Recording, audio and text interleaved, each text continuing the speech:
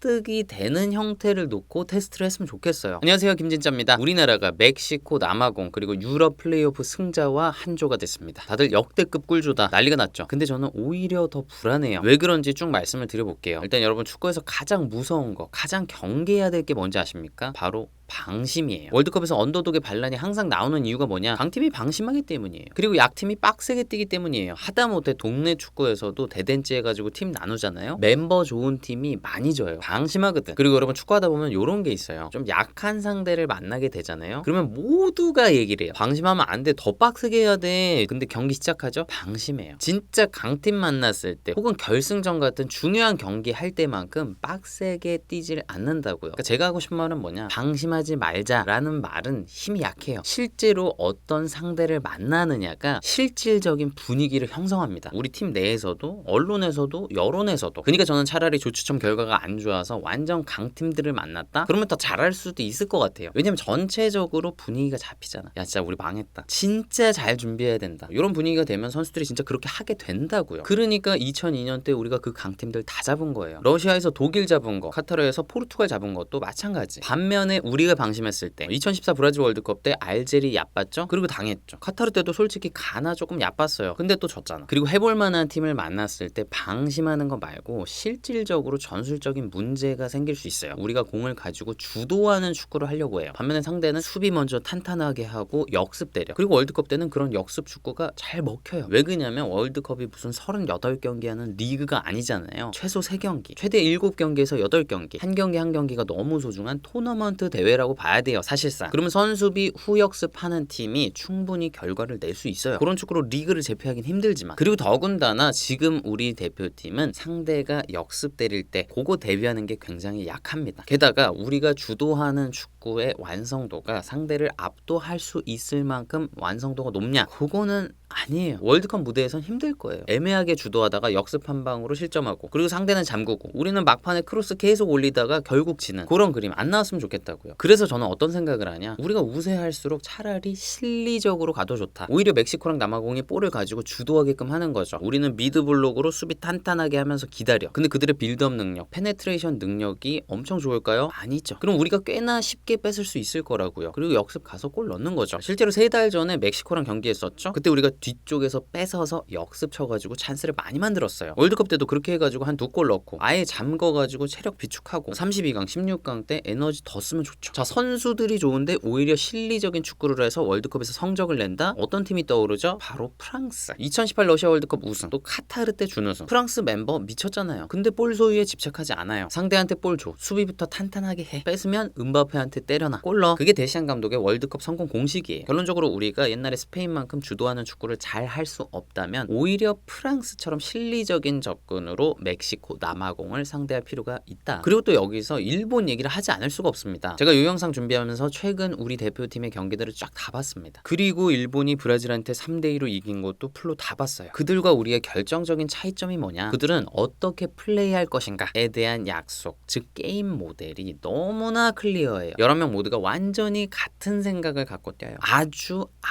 일사불란해요. 일사불란이라는 단어, 제가 우리 대표팀 경기를 보면서 한 번도 떠올린 적 없는 형용사입니다. 그리고 일본이 더 놀라운 건 뭐예요? 제가 예전에도 많이 말씀드렸지만 경기 중에 그 게임 모델을 싹 바꿉니다. 최근 브라질하고 할 때도 일본이 전반 끝났을 때 0대2로 지고 있었어요. 그럼 따라가야 되잖아. 그러니까 후반 시작하자마자부터 아주 강하게 전방 압박을 하더라고요. 그러니까 전반이랑 완전히 다른 팀이야. 카타르 월드컵 때도 그렇게 해가지고 독일, 스페인 잡고 조 1위 한 거 아니에요. 근데 우리는 기본적인 게임 모델도 아주 명확하지 않아요. 그러니까 대충 뭘 하려고 하는지는 알겠어. 아, 전방 압박 하려고 하는구나. 그리고 그게 경기 극초반에는 되게 잘 보여요. 근데 시간이 갈수록 그 약속이 점점 희미해져. 왜 그럴까요? 게임 모델 디테일, 그 안에 들어있는 약속의 디테일들이 떨어지다 보니까 실제로 작동이 안 돼요. 그러니까 점점 흐지부지해지는 거예요. 그럼 그때부터는 그냥 흘러가는 대로 뛰는 거예요. 근데 일본은 그런 모습이 없어요. 경기 처음부터 끝까지. 왜? 게임 모델의 디테일이 명확하니까. 그런 디테일이 또 비교가 되는 장면이 뭐냐? 일본은 상대팀인 브라질이 측면으로 볼을 보내고 박스 안에 공격수를 많이 투입하죠. 그러면 그들의 중앙 미드필더들도 박스 안으로 들어가요. 그리고 그들의 공격수들도 내려가서 전체 간격을 좁혀요. 그러면 브라질이 골 넣기가 너무 힘들어. 근데 우리 대표팀은 상대가 측면 공격하려고 할 때 박스 안에 숫자가 적은 경우가 많습니다. 월드컵 때 우리가 실점하는 장면 보면 박스 안에 수비 숫자가 많이 적어요. 진짜 일본은 공격할 때도 박스 안에 숫자가 많고 수비할 때도 박스 안에 숫자가 많아요. 근데 우리는 공격할 때도 박스 안에 숫자가 적고 수비할 때도 박스 안에 숫자가 적어요. 이거는 현대 축구의 트렌드를 봤을 때 좋은 장면은 아닙니다. 자, 우리나라는 이렇게 기본 게임 모델도 명확하게 정의가 안 돼 있으니까 경기 중에 분명하게 탁